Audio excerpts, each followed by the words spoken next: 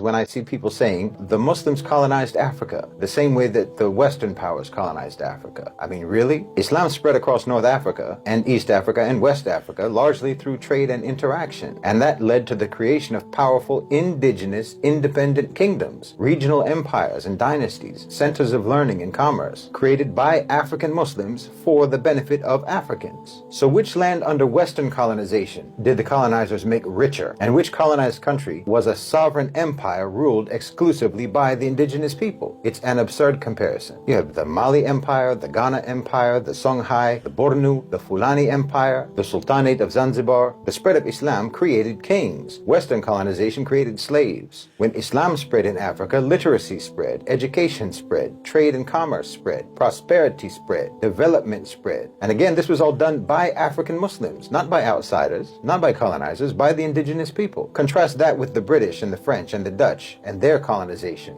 and then still tell me that the Muslims were colonizers. Why, the difference is night and day. They de-developed Africa. They plundered Africa. They subjugated and destroyed Africa. When I tell you that the countries of the Sahel were among the most developed and richest lands in the world, you can't believe it today. You see how things are now. The poverty, the lack of infrastructure, the violence, and the instability. Well, the only reason it's like that is Western colonization. Those lands, the lands of the Sahel, were the envy of the world, and you made them, according to Frantz Fanon, the wretched of the earth. We spread prosperity and you spread misery. We built and you tore down. We produced and you stole. Again, you can't try to say that your colonization spread through trade and missionary work. Again, that's what you're going to try and say. And that Islam also spread through trade and da'wah, which is like missionary work. And you can pretend that these are the same. That's because you're using trade, in your case, as a euphemism for plunder and theft. And the proof is in the poverty. Whereas in our case, it actually was trade and the proof is in the prosperity. You call what you did missionary work, but it was coerced conversion, subjugation, and brainwashing